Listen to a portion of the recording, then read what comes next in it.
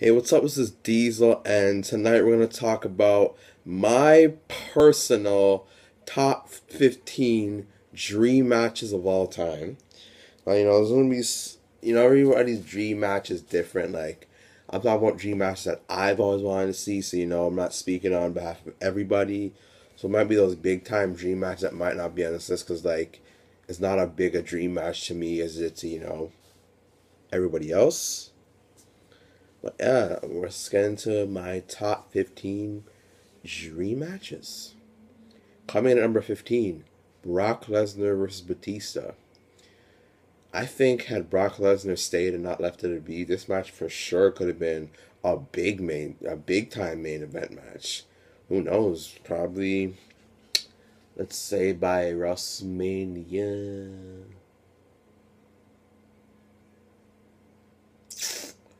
WrestleMania 23, I'd say, yeah, let's call it WrestleMania 23. Probably WrestleMania 23. This could have been, the 2000s. When I say 2000s, I mean 2000 to 2009, the last decade, not the 2010s, as in 2010 to now, different decade. But yeah, in the 2000s, that could have been WWE's 2000s version of the Ultimate Warrior versus Hulk Hogan. This match, I think, would have been a big time draw. Two larger than life monsters, powerhousers. This could have been something great. And I think this match would have been really good had, Lesnar not left. Because I truly do believe that even if Brock Lesnar would have stayed, Batista would have been a big time main eventer. Coming in at number 14, Owen Hart versus Chris Jericho. I truly believe this match would have happened, or this series of matches would have happened, had Owen Hart not died. Because shortly after Owen Hart died, Chris Jericho debuted, and that fucking sucks. Because these two could have tore the house down. They really have like a very, very similar type of fighting, like type of in-ring style. The bit of technical wrestling, with the bit of high flying, with the bit of lucha libre, both fast, both great workers, and all that type of stuff, and both great heels, both great on the mic. Just they had it all. Like they were just like one version of the other. Owen Hart's more, he talks, he says shit to get under your skin. Jericho will, humiliate you, insult you, and, make you laugh. So I'd say it could have been the perfect Owen Hart as a heel versus Chris Jericho as a young face. So the dynamics of this match could have really worked to the fullest. Coming in at number 13, Goldberg versus the Ultimate Warrior. I personally feel that these are two different variations of like a similar character in the ring. Like both of them, they don't go very long in the ring. They come, destroy, leave. They both got very over. Both were hated at a point by the YWC. Yes, by WC.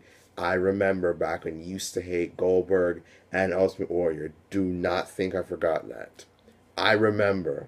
I got dirt on you guys. I remember. But yeah, this match would have been just so fucking intense, Two monsters, two powerhouses, both like cut, ripped, just fucking two fucking tanks, just intense, and just going at it. Me personally, I would not have wanted to see this in 1998 because Warrior in 1998, just no. Just didn't work for me. Just he felt out of place. It just no. An early 90s Warrior versus Goldberg, that would have been awesome though. Coming in at number 12, Kane versus Sting. This is actually, because I started watching 2000, this is one of, so this definitely was not my first. My first real dream match is Rock versus Booker T, which happened at SummerSlam 2001 the next year. Anywho, Kane versus Sting. After Rock versus Booker T, this is my second dream match that I ever had in my life. Like, this is one that should have and could have happened during the Invasion angle had Sting signed, but we all know what would have really happened if Sting signed during the Invasion angle. Golden Shovel. Coming in at number 11, Daniel Bryan versus Kurt Angle. See, what bothers me about this dream match that I'd really love to see is this could have really happened had WWE just let Kurt Angle come back to WWE, but no. I'm sure they said something to make Kurt not want to come.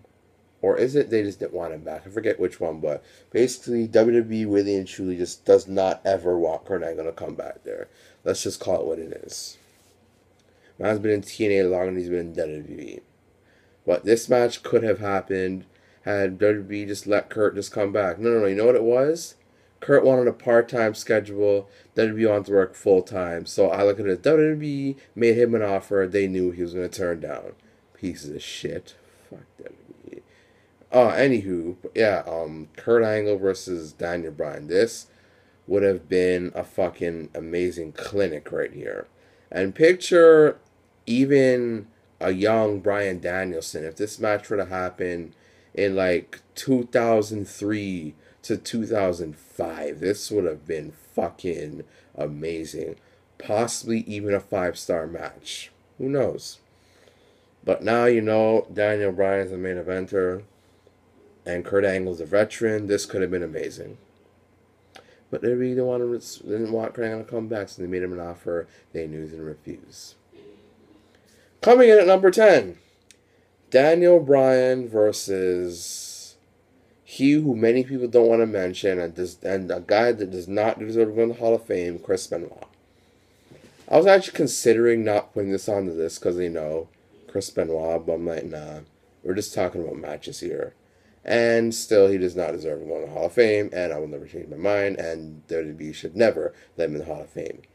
Anywho, Daniel Bryan versus Chris Benoit. Oh my god. Oh my god.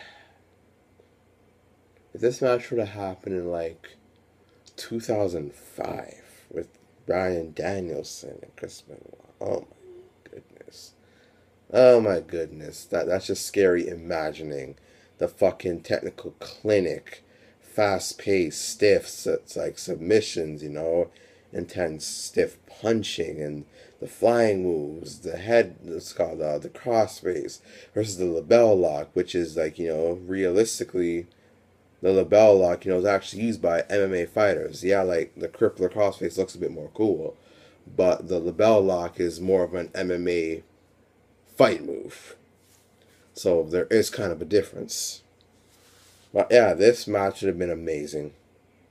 What more can I say? Just fucking amazing. Like, Daniel Bryan's biggest comparison in the ring is obviously Chris Benoit. And some Dynamite Kid, but really Chris Benoit. Just amazing clinic. How do you put a Bryan Danielson, let's say from 07 to now, versus early 2000s Chris Benoit? 5-star match, no questions asked. Coming in at number 9, Stone Cold versus CM Punk. Stone Cold versus any type of CM Punk from 2009 to when he walked away would have been great. What kind of CM Punk would I personally pick if I had to pick one type of CM Punk to face Stone Cold Steve Austin? It would definitely be a heel CM. You know what? Just a heel. No. I know which one. No, you know what? I got something. Let me do one better for you. This would have been perfect if Austin's injuries didn't mess him up and he was able to come back at WrestleMania 29. That would have been fucking perfect. A heel CM Punk versus a returning Stone Cold Steve Austin. The promos would have been off the fucking chain. That would have been some amazing back and forth. I even like that little segment of CM Punk where people saying, what? Saying, can you say your ABC backwards? And I was like, I could whip your ass backwards. That was kind of funny. And then the one time in 2000, is it 2009 or 10? I think 10 maybe. when CM Punk cut a promo on B or whatever, and then did Stone Cold Steve Austin, and then his music hit, and then he got a loud pop, and then Punk laughed, and Austin didn't really come out. And then when he had that little commercial segment for WWE 13, the PG era versus the Attitude era, where they had Punk versus Austin. The one where WWE or Vince tries saying, you don't want CM Punk, you want Sheamus. Fail. Anywho, fail. But yeah, just them going back and forth on the mic in a segment, just amazing. And then, Austin spraying beer on Punk, that would have been funny, like, the whole beer truck, even if you had, like, Straight Edge Society, Punk spraying Pepsi on Steve Austin. I really think there could have been some good comedy in this feud. And the match would have been fucking amazing. I'll say Steve Austin Prime versus CM Punk 09 to Cleaving. I'd definitely say I'd give it a 4 stars and a 3 out of 4. Definitely. And they probably could have had a series of matches too if they wanted to. If they wanted to stretch the feud, and if they wanted to stretch the feud, that actually would have been amazing. They actually could have had. I think that they could have really had great chemistry. Coming in at number 8, a match that we all want: The Undertaker versus Sting. This should have happened during the Invasion angle. Could have happened honestly, anytime I wanted to. The WWE's been trying to sign Sting for many years. It was close to happening at WrestleMania 27. It could have happened this year. Some people say it should have happened this year. But I believe that next year it will happen. So, yeah. Damn, my side is killing me. So, yeah, this match right here. This has been like since 1997. How many years is that? 20. 17, 18 years in the making. Hey, even 19, I think 17, 18, 19, I don't fully remember right now, but 17, 18, almost 20 years in the making. And people are still clamoring to see this match, myself included. But yeah, this match, the feud alone would speak for itself, and the match. I do think next year they could have a great match at WrestleMania 32. Not as good as they could have been at in the late 90s and early 2000s. Hell, even 2011, that match could have been great. And you know what? Looking back, Sting probably should have just took the deal at 27, but you know what? I don't know the true story behind why he didn't sign. There's probably a reason that there's some little thing that was said that was dumb. They made him say, you know what? Fuck this. But yeah, looking back, 27, I wish it happened then. Coming in at number 7, The Rock versus Shawn Michaels. This could have happened WrestleMania 19 and 20, but there's one reason this match never happened, because The Rock did not like Shawn Michaels back then, and didn't forgive him till about 2008, 9. So yeah, Rock not liking Shawn Michaels for the disrespect he showed his grandma, back when the grandma owned the territory after Peter Maivia died, and Rock almost kicked his ass. And I even heard a rumor that Shawn Michaels called The Rock a nigger also, but that's just speculation. So yeah, this instantly could have been a 5-star match, no questions asked. One could argue it should happen at 19, one could argue it should happen at 20, but at the end of the day, it happened at neither, which sucks because we could have got a classic, not just only in the ring, but also on the mic. Hell, if they want to, this could have been great in a lengthy feud. You know what time this would have really been perfect? If Shawn Michaels made his return in 1999.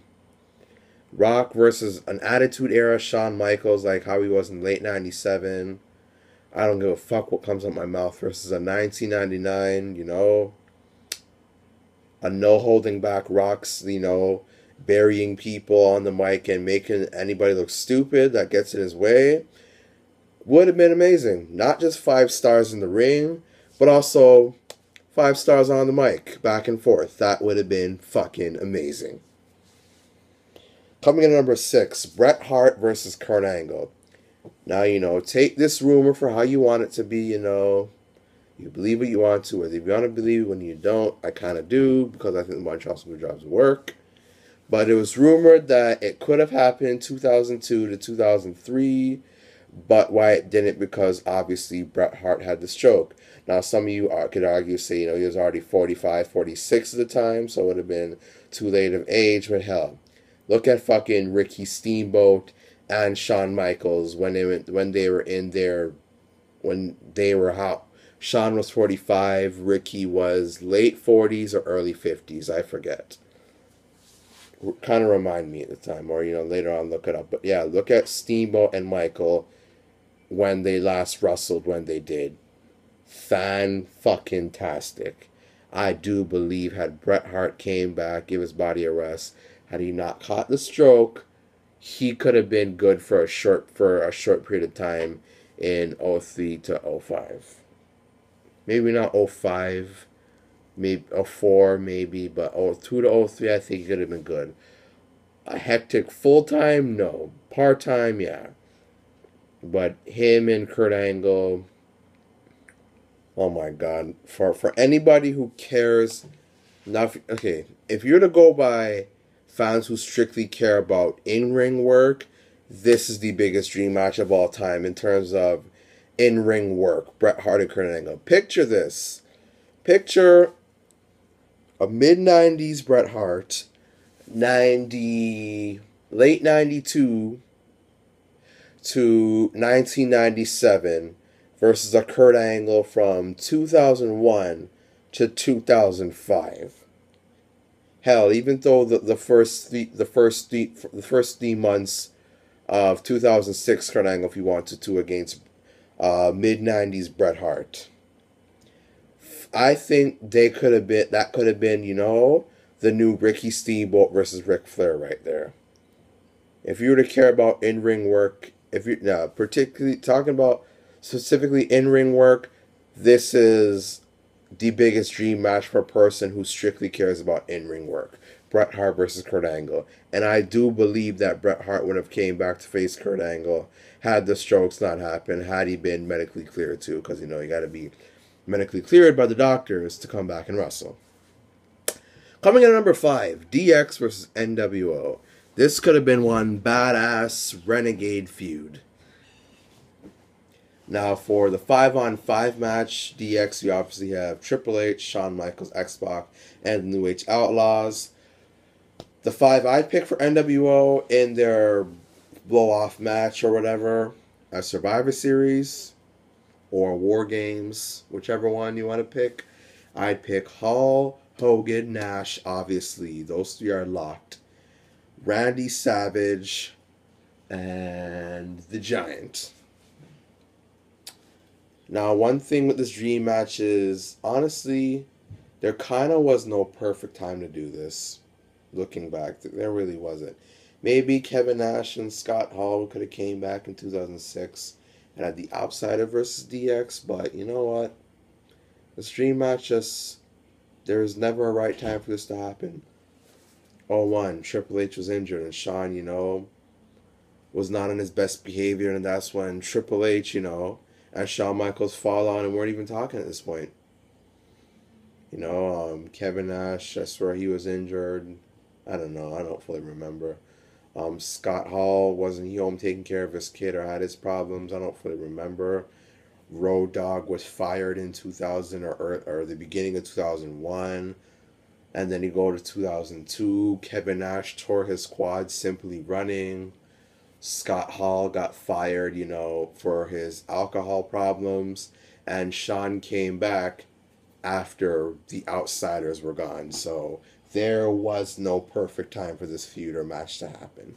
There just wasn't. Sucks, but there really just wasn't. But let's say if, in the 90s this were sort of happen, this would have been fucking amazing. the promos, the click history, X-Pac being in both stables when both of them were at the height of their popularity, all those dynamics. Oh my God, why am I stuttering on words? All those dynamics into place, just would have been so perfect and so amazing for this feud. Coming in at number 4, Surfer Sting versus Ultimate Warrior. Note, I said Surfer Sting, not Crow Sting. Surfer Sting versus Ultimate Warrior. 90 to 91, this would have been fucking amazing. If this was 90 when both men won their first titles, oh my God. See, one could pick Surfer Sting, one could pick Warrior, It could go either way. 91, I definitely has to go to Sting. Because, Warrior, he wasn't champion no more.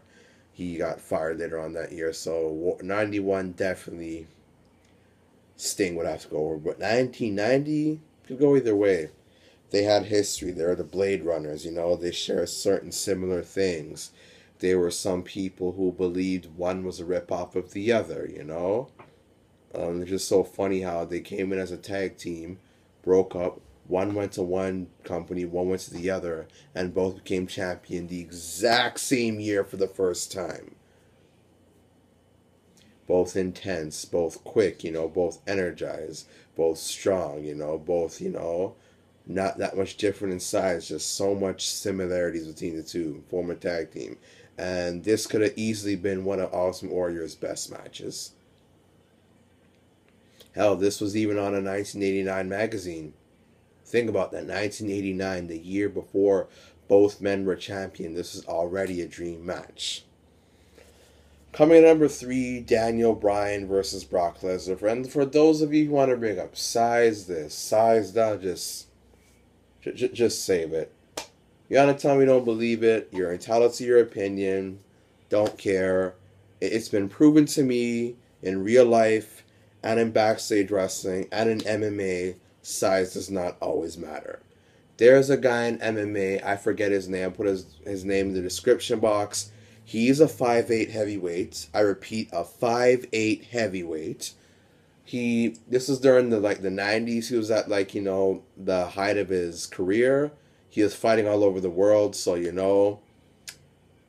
UFC 1, 2, 3s, they didn't even exist yet. The big pay-per-views for UFC, they didn't even exist yet, Even before, all that, Pride was the company for a while, and by the time he got to Pride, he was already past his prime, but I'll show you his name in the description box.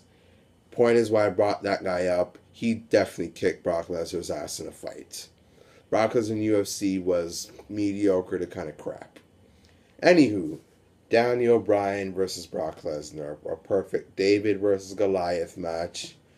This could possibly be the best match of both men's careers. No word of a lie. They were going to do this at SummerSlam last year and have Lesnar squash Bryan like did Cena, but I guess the injury saved Daniel Bryan from that burial. And it saved the company too, because look where Roman Reigns is now. Damn near fucking irrelevant. Anywho, so just the quality of the match, and I truly believe that Bryan can get a better match out of Lesnar than CM Punk. And CM Punk versus Brock Lesnar was easily the best match of 2013. 5-star classic. Easily Brock Lesnar's best match. Easily top 5 of CM Punk's best match. But yeah, this match could be just fucking great. This could easily be the best match Daniel Bryan. I know Daniel Bryan can make himself look like a believable contender. I don't care what you haters have to say, whatever. But yeah, this could have been great.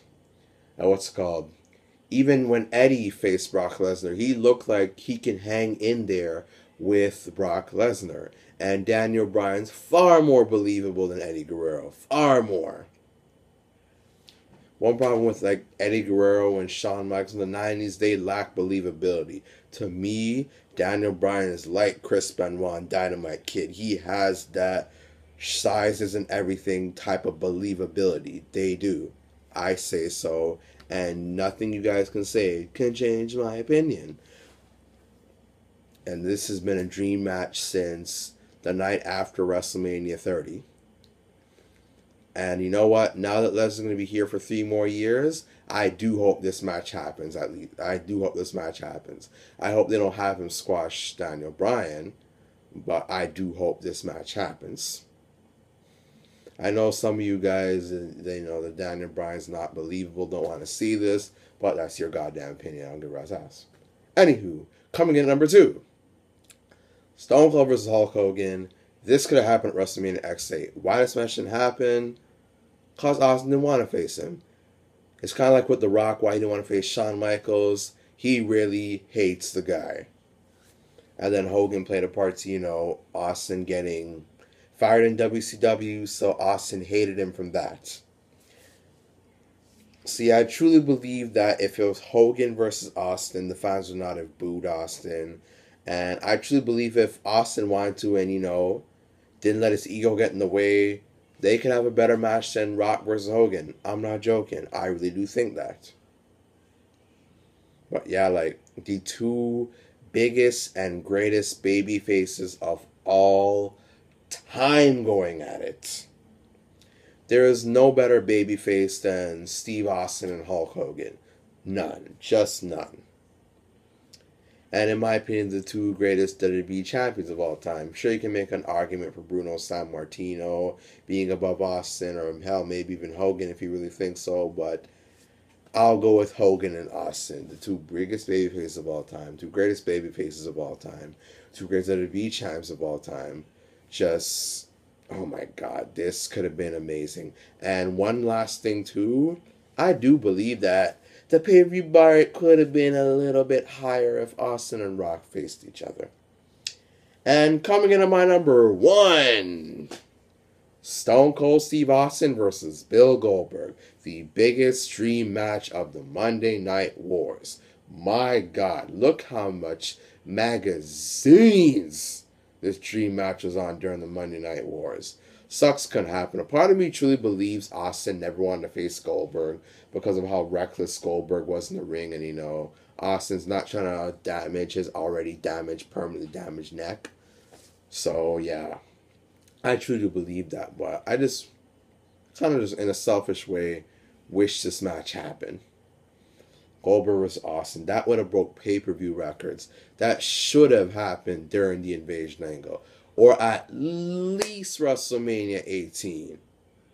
Oh my God, can you imagine if I saw that match at WrestleMania 18 when my mom actually bought me that pay-per-view? Oh my God, I would have cherished that moment forever. But it sucks it didn't happen, and Austin has a broken neck, because I think if Austin didn't have the broken neck, he would have at least faced him at WrestleMania 20 at Madison Square Garden. And had Goldberg face Austin, which is, in WWE territory, Goldberg would have gotten booed the fuck out the building. But yeah, those are my top 15 my personal biggest dream matches of all time that I would have wanted to see. Some of these could still happen, like Bryan versus Lesnar and stuff, but yeah, those are my dream matches.